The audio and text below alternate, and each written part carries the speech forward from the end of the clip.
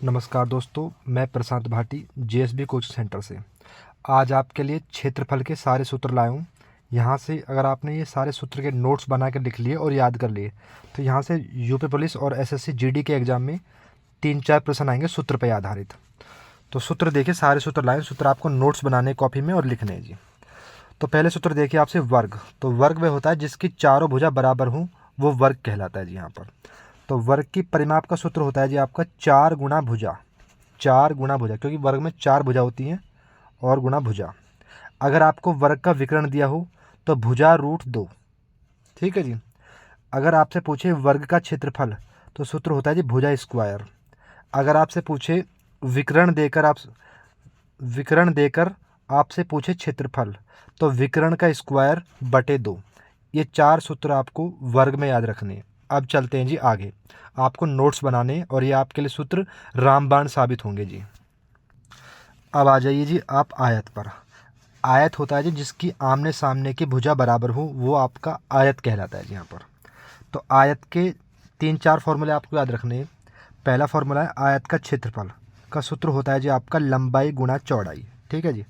दूसरा सूत्र याद रखना है जी आपको आयत का परिमाप 2 कोष्टक लंबाई प्लस चौड़ाई। ठीक है जी। और तीसरा फॉर्मूला होता है जी आपका विकर्ण का स्क्वायर बराबर लंबाई का स्क्वायर प्लस चौड़ाई का स्क्वायर। ये 3 फॉर्मूले आपको विकर्ण के याद रखने हैं जी। आगे चलते हैं यहाँ से। अगर आयत में रास्ते पर आधारित सवाल आ जाएं और दो सूत्र याद रखने हैं।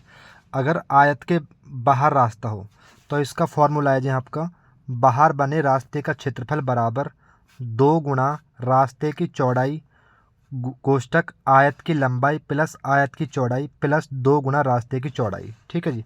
यदि आयत के अंदर रास्ता हो तो अंदर बने रास्ते का क्षेत्रफल 2 गुणा रास्ते की चौड़ाई कोष्टक आयत की लंबाई प्लस आयत की चौड़ाई। अगर अंदर रास्ता हो तो आपको लगाना माइनस बीच में, अगर बाहर रास्ता हो तो आपको लगाना प्लस। ये 2 फॉर्मूले आपको नोट्स बनाने और याद करने। अब चल रहे हैं जी आगे। अब आ जाते हैं त्रिभुज। यदि आपको विषम बाहु त्रिभुज दिया हो, विषम बाहु होता है जिसकी त्रिभुज की भुजा अलग अलग हो, तो उसके सूत्र याद रखना है जी आपको ए अर्ध परिमाप बराबर ए प्लस बी प्लस सी बटे 2। यहाँ से आपकी अर्ध परिमाप आ जाएगी। फिर इसका क्षेत्रफल होता है जी आपका अंडर रूट एस कोष्टक एस माइनस ए कोष्ट एस माइनस बी और एस माइनस सी। जहाँ पर आपकी अलग अलग भुजा दे रखी वहाँ पर लगेगा ये त्रिभुज का क्षेत्रफल का सूत्र।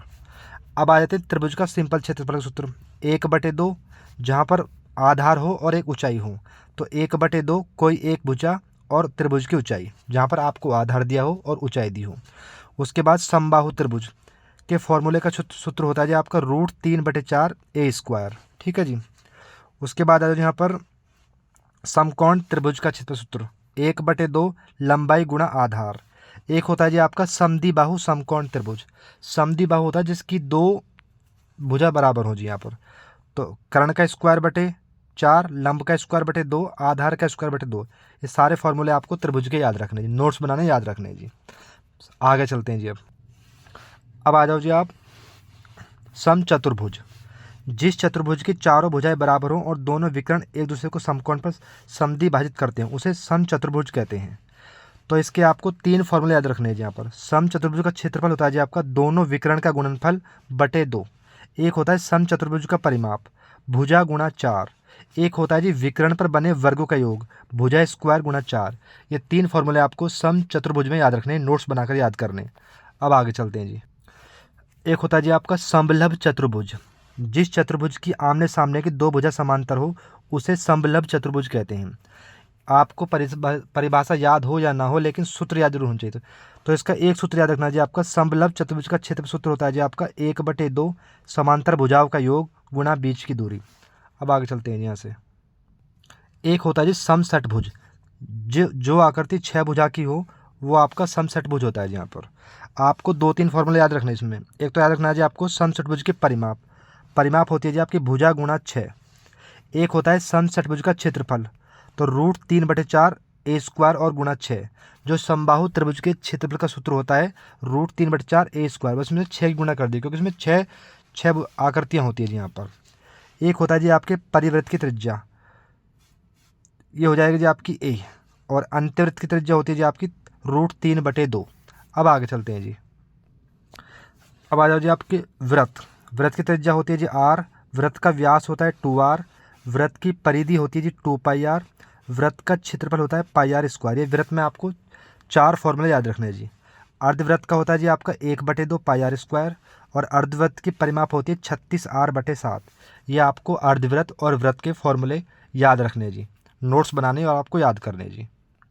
एक होता है जी आपकी त्रिज्याखंड की लंबाई बराबर, अगर लंबाई पूछे तो πr स्क्वायर πr θ/180। अगर लंबाई पूछे त्रिज्याखंड की तो πr θ/180। थीटा बोलता है कौण, कौण देगा जी आपको यहाँ पर। दूसरा होता है क्षेत्रफल, πr स्क्वायर θ/360। तो थीटा में आपको कौण देगा, 90 डिग्री का कौण दे देगा जी आपको, 360 का कौण दे देगा जी यहाँ पर। तो थीटा में आपको कौण देगा जी। ठीक है जी। तो दोस्तों उम्मीद करता हूँ ये सूत्र आपके सारे समझ में आ गए होंगे।